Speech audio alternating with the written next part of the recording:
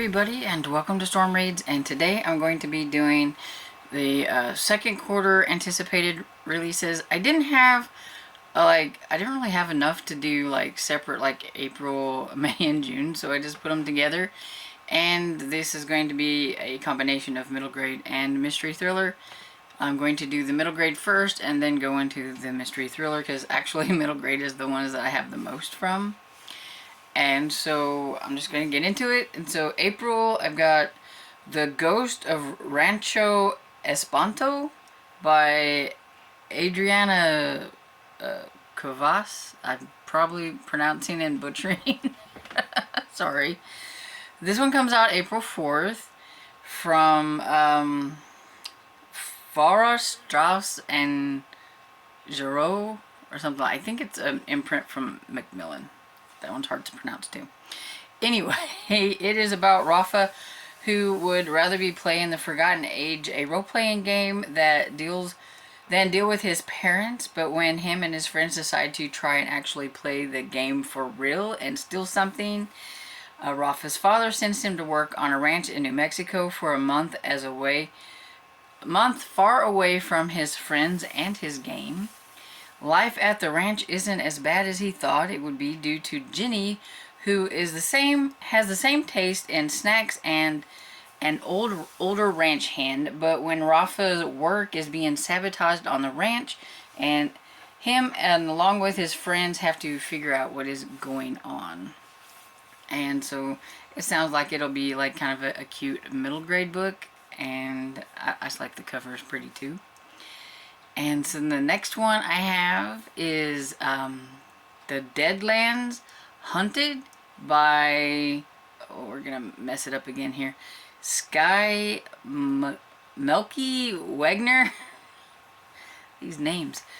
Okay, and this one comes out April 4th as well from Henry Holt and Company. And this one is about talking dinosaurs. I'm pretty sure that's how it sounds anyway. So this has got battle rages between dinosaur kingdoms of Cretaceous, butchered that too. When the fallen star struck, it brought death and despair, ash and toxic rain. But some dinosaurs survived and were changed. Their minds grew alert, and they learned to speak, to dream, to wage war. As the two remaining dinosaur kingdoms fight for territory, Larry, the disgraced son of a prince, is exiled from his home for saving an enemy soldier, banished to the merciless Deadlands, a terrifying desert full of tar pits, poisonous gas, and ruthless carnivores. He must join forces with a group of questionable allies, including the enemy soldier he saved, to avoid becoming prey. When Larry and his friends exiled discover the horrific truth behind the war, the unlikely heroes must do all they can to save the kingdom from lurking predators and a secret plot that might destroy them all. I don't know. That cover is so cool. I love the like dinosaur image with like all the lush greenery in the middle of it, making the dinosaur face, and it's really cool. And I don't know, but an adventure type, fantasy type thing with talking dinosaurs sounds kind of cool. And then I have Ghost, Toast, and Other Hazards by Susan Tan. This one comes out April 25th from Macmillan. It's 12-year-old Mo knows the world is a dangerous place. Toasters can catch fires, things can fall on your head, and stepdads can take off and leave a family. But the chance to hunt an elephant ghost and the promise of a new friend might convince Mo to live a little more dangerously. And yeah. I don't know. Just the premise, I don't know. Hunting an elephant ghost, I'm really here for it. It sounds like kind of a contemporary mystery of sorts. Hopefully it won't be too deep, because, you know, I don't like my contemporaries to go to where it's going to make me cry. But the whole hunting a ghost elephant, I had to put this on here because it just sounds cool. And I mean, look at the cover. It's so pretty. Okay, so moving on to May, we have The Lion of Larkhaze Manor by Aubrey Hartman. And it comes out May 2nd from Little Brown and Company. And this one says, a girl named Poppy believes in magic but hasn't found any. Her family has moved to a new place at Larkhaze Manor. Her brother easily finds his place, but she is having problems being dropped into middle school mid-year and feels invisible. She figures the best place to find magic is a creepy manor. And after a late night search, she finds a desperate water nymph who will strike a bargain with Poppy, but she has to give up her favorite things, her book. Her favorite thing, her book. Poppy is happy at first because now she has a flying lion, but soon she finds out that things are not great as they seem when other books start disappearing. Her lion is growing bigger and people's lives around her are unraveling. Then she must try to fix it. So that sounds, I don't know, kind of interesting. I like this whole like flying lion thing. And that's pretty much all I had for May. And so June I have Green Wild, The World Behind the Door by Pari Thompson. This one comes out June 6th. It's from Macmillan. It's the first book in a fantasy series about a girl named Daisy whose mother goes missing and she is searching for her. She is being pursued by someone, so she flees through the mysterious hidden doorway and ends up in a different world, the world of Greenwild. She finds out that this world holds clues to finding her mother, so she teams up with a botanical genius boy, a feisty cat, to uncover the truth. So, it sounds like kind of a fun fantasy adventure. And then we have Camp Sylvania, and this one is by Julie Murphy, and it comes out June 6th by HarperCollins. And it says Maggie wants to be in the spotlight. It's the last day of school and she is excited she's going to be going to Camp Rising Star, but finds out her parents are not sending her there but to a weight loss camp. She was afraid of the horrible workouts and the weigh-ins, but things started kind of not feeling too bad. She was making a few friends, but then things started getting really strange because then they were having to donate blood. Their food is all red and everything. And then she learns that she might actually even be in a musical. But then kids start going missing. And so she's going to have to, her and her friends are going to have to figure out what's going on. And so, yeah, it sounds kind of spooky fun. And then the next one I have is Ember and the Island of Lost Creatures by Jason Pamet. This one comes out June 27th from HarperCollins. And it says, fitting in can be hard, especially when you are small as Ember, a tiny boy living alone in the city of giants. But Ember's luck changes when he meets Lua, a kindly sea turtle who escorts him across the ocean to a school of little creatures on a wondrous island. Here, Ember learns that the first day can be hard too, especially when they involve bizarre, fantastical cave dwellers, ferocious storms, and classmates that, from the very start, aren't all that interested in making friends. As he struggles to adapt to his new world, Ember finds himself at the heart of an otherworldly mystery, facing a strange monster from the deep that threatens everything he holds dear. On the surface, Ember's classmates may seem of little help, but any good student of nature knows appearances can be deceiving, and friendship comes from the most unlikeliest of places. And that cover just looks really cute. And so, yeah, I think that one sounds fun. And so that's all the middle grade that I have. And so now for like the 4 mystery thriller books that I have, because yeah, I didn't have very many.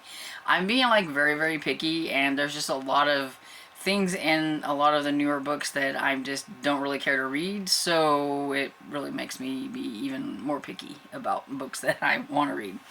So the first one is in April, and it's The Scottish Ladies Detective Agency by Lydia Travers. It comes out April 27th, and it's from the publishers Bookature, which is like one of my favorite UK publishers.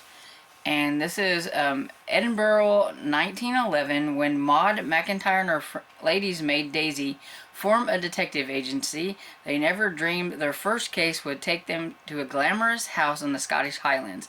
But when the Duchess of Duddingston, concerned that a notorious jewel thief will target her lavish weekend party, the employs Maud to go undercover as a guest to find the culprit. The agency has its first case to solve. But it's not only jewelry to worry about, but murder. Yeah, and I tell by the cover it looks like it's probably going to be kind of more of like a cozy historical mystery, and yeah, I'm all there for it. And then I have a couple from May, and so I decided that I wanted to give it a try to one of Nora Roberts' newer kind of like standalone, since I've been reading a lot of like her back ones, especially like last year with the whole Nora November. And so I seen this one coming out, and it's called Identity by Nora Roberts, and it comes out May 23rd from St. Martin's Press. And it says, former Army brat Morgan Albright has finally planted roots in a friendly neighborhood near Baltimore. Her friends and roommate Nina helps her to make the mortgage payments, as does Morgan's job as a bartender.